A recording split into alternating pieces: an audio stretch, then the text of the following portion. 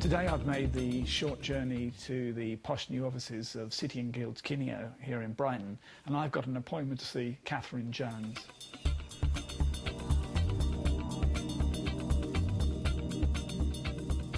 So Catharine, what's your role here at City and Guilds Kineo? So my role at the moment is learning consultant. And what does that role entail?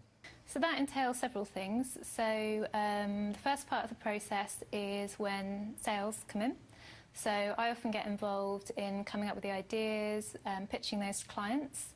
When that goes well, I then go and kick off the projects with a team of designers and project managers, and we just sort of get to grips with what the project is and set that up for success.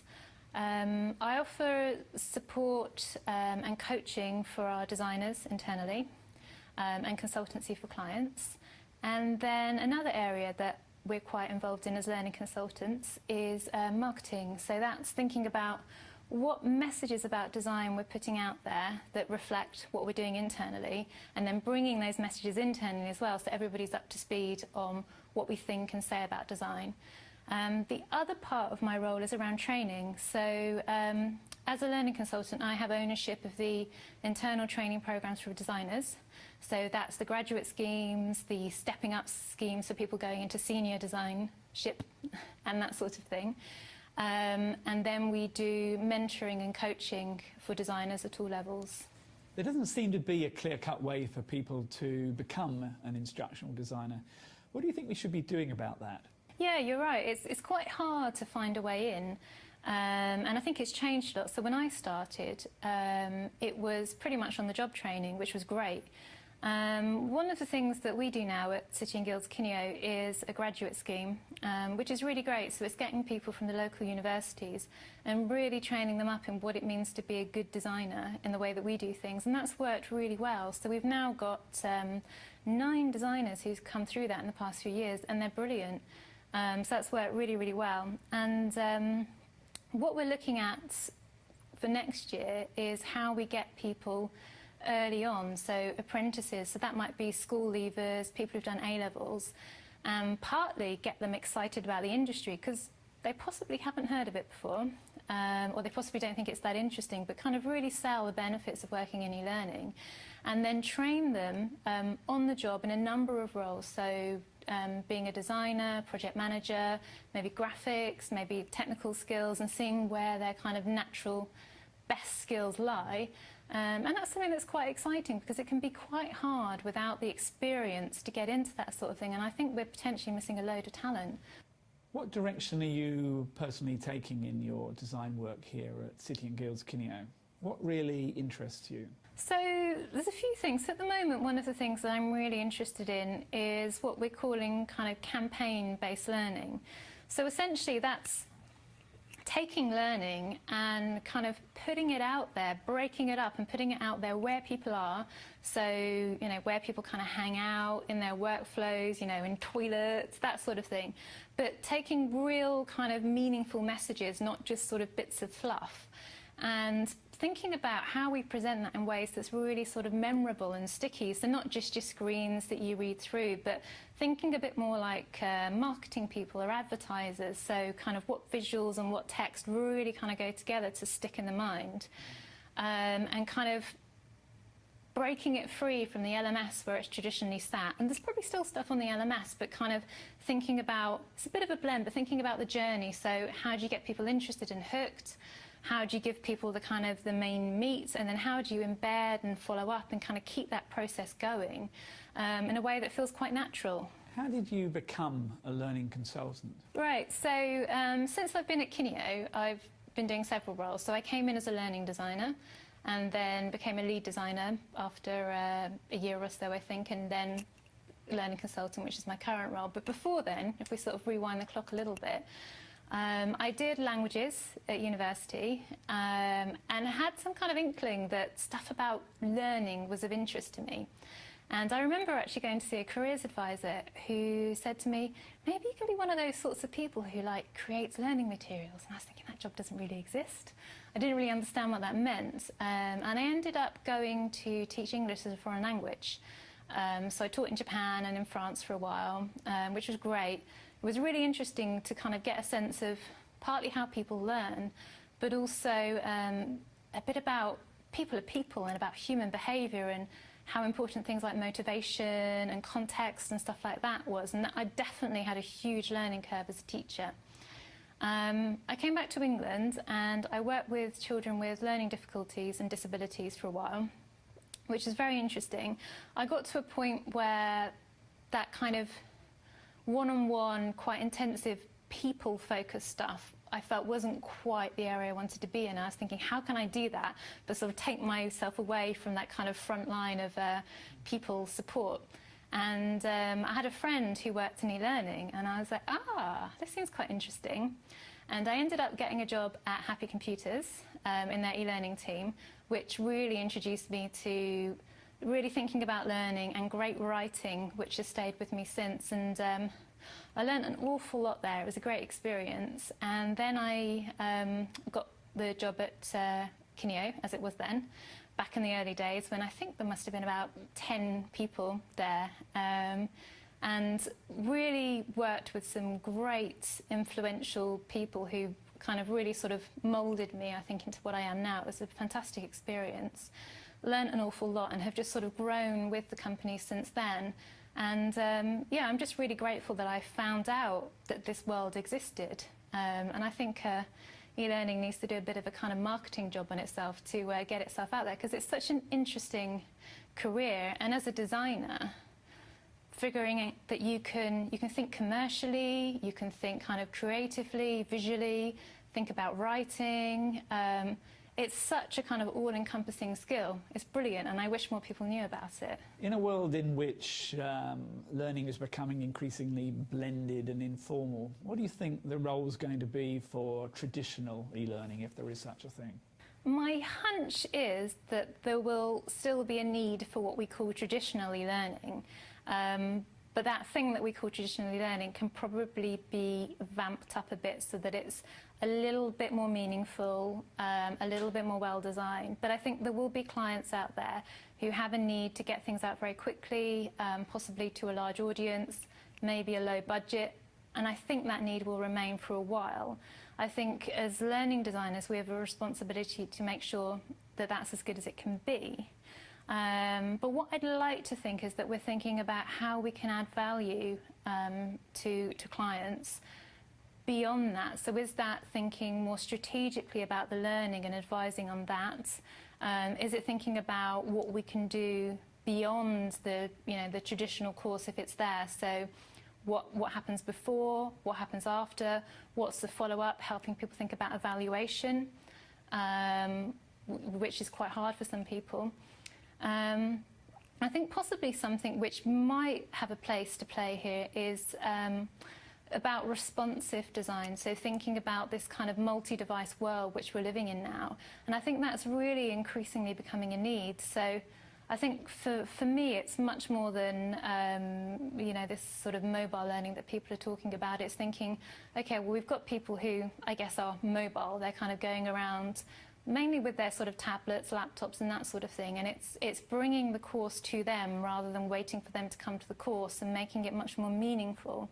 And that can be as simple as creating a slightly different experience for if you're on a tablet or if you're in a mobile, and thinking a bit more cleverly about what kind of learning you serve up for that, but only creating it once, which is quite exciting. Do you think there's a risk that e-learning becomes increasingly sophisticated in graphical and visual terms, but underneath there's still the old click next to continue going on? I think possibly there is a risk, especially if you don't have good learning design behind it. The trouble is that it's much easier to see very nice graphics, and people like very nice graphics. So if you think about what we're attracted to as people, it's often, lovely advertising, nice-looking websites. But I think probably beyond that, we are attracted to stuff that gives us what we need. So think about things like Google, very, very simple, but obviously very, very effective. Stuff like the BBC website and that sort of thing. So what's practical isn't always beautiful, but we can get a bit blinded by that. So I think that's why when we sort of work internally or with clients as a kind of creative team is being led by ideas and not graphics or technology. I think that's quite important. So really thinking about the human experience of learning and then bringing in, okay, well, what's the brand? What's the visual experience? What's the right technical solution? And that's what I'd like to think that we're always kind of staying true to, remembering the kind of the human being at the end of the learning process. So Catherine, it'd be really great if we could have a look at some of your projects. Yeah, absolutely. Okay, so this is a prototype, a pilot that we did for City and Guilds. And this was before the acquisition, so it was a normal supplier relationship. And what they wanted to do was to get something out there that was quite revolutionary, really. So they're really driving their digital agenda at the moment. For training providers and colleges, and they didn't have anything like this at all. So I'll show you what we've done. So what we have here is a portal which has lots of useful information. So this is for people in the food and drink industry. They're probably 16 to 24-year-old school leavers who were possibly a bit disenfranchised with traditional learning. And we have information here, partly inspirational information about the industry. So we've got videos from Jamie Oliver, things like that. Lots of stuff that's freely available on YouTube. We have lots of information about career progression. So I'll just go and show you the section we have on your future. So here you can have a bit of self-reflection about what kind of person you are. What kind of role you're looking for. And here we've got a video wall which talks you through the different sorts of roles there are. So are they senior roles? Is it in serving? Is it in preparation and cooking? So it's getting people excited about the industry, trying to become the place to go for questions and inspiration.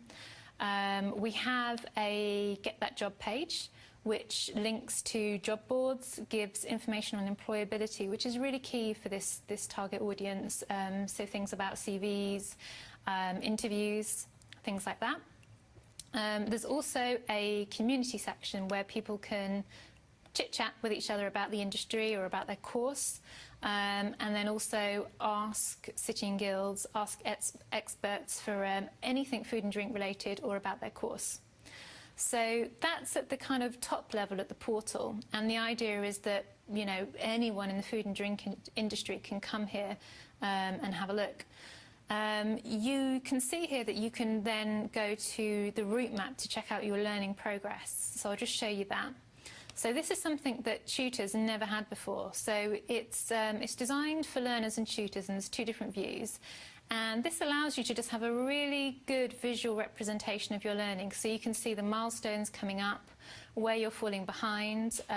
Once you've done certain activities, they then kind of shift over to the other side of the timeline. It shows your assessments coming up and just gives you a complete view of your learning and your progress. Yeah, so here we have a tutorial page we've designed. And you'll see that it's got lots of short, very short resources and different types of resources. So we've designed here things like mobile apps, games, and some very simple PDFs and tutorials. So there's a whole range, and it takes you through the learning journey from getting started, getting your head around the basics and the context you work in, to applying your knowledge and testing yourself. And I'll just show you a couple of the things that we've designed here. So this first one is called Dr. Spotless Investigates, and it's graphic novel style, so thinking about our young target audience here, and it essentially just goes through the implications of bad food hygiene, but in a really kind of rich storytelling kind of way. And these sorts of resources can be equally viewed on mobile or tablets or desktop. And then show you another one. So I just want to show you a very simple PDF.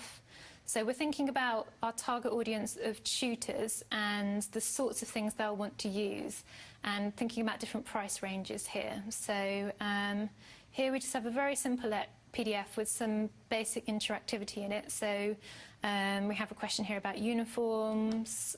We click it, we get some feedback, and that's something that people can print off and take away. So very, very simple. And then we have a game. So this short game is all about hand washing, which is absolutely crucial in food hygiene. So we're following a day in the life of a young chef, and we're seeing the moments during the day when he should wash his hands, and there's quite a few moments. So he's just arriving at work, he starts doing various things, and you'll see there's a soap dispenser here. So as a learner, what I've got to do is figure out, okay, what are the moments when I think he should wash his hands? And then I press my soap dispenser. I've only got a limited amount of soap, so if I get it wrong and I run out, there's only so many times I can do that. And I can see at the moment he's cutting an onion, his eyes are getting a bit sore, and oh, he's touched his face. That's a hand washing moment. And I get points based on what I've done.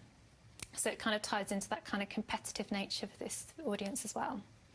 Okay, so what I wanted to show you with this one was something a little bit different. So this is thinking about that campaign-based learning. So what I have here is a concept which we came up with for a proposal for a client. So I want to show you what that concept is and then how that can be sort of extended across channels. So our client was looking for something around data protection. And wanted to make it stand out and be memorable. So we came up with this idea around these series of moments, so these moments that you lose data, very, very everyday moments, and we've called it 7 ways to lose it. So here we have the head in the clouds moment, which is that moment that everybody recognises when you accidentally send the wrong email to somebody or something like that, and it creates a really nice everyday language around that. We have another one here, which we call the everyone else is doing it moment, and that moment where you think, it's okay, everyone does it, and you don't challenge it, but actually it's really important. And these were designed as posters. You can see they've got a little QR code on there, so it's kind of a call to action, driving people towards the central hub.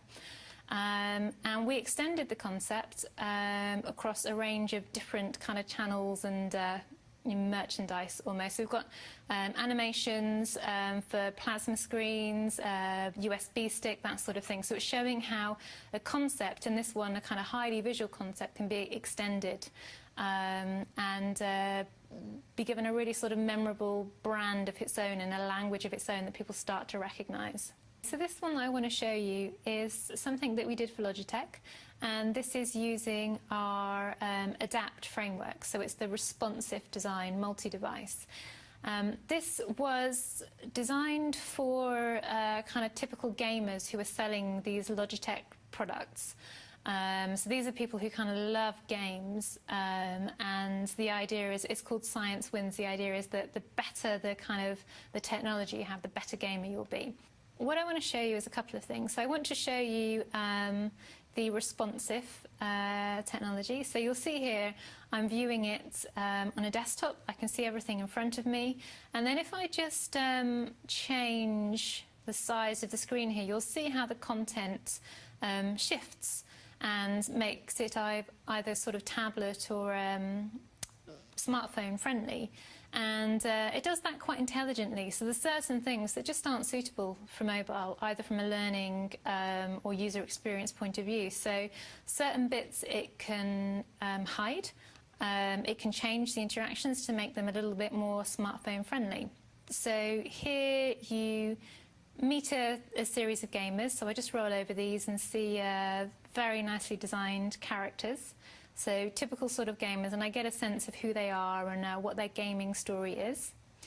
And then I have a go at figuring them out. So I've got the gamer's DNA. So I do a little X-ray on them, find out what they're like, how many hours a week they spend gaming, and what they're looking for. And then I have to figure out, okay, well, what is the best device for them? So I've got a series of things here which I need to choose from.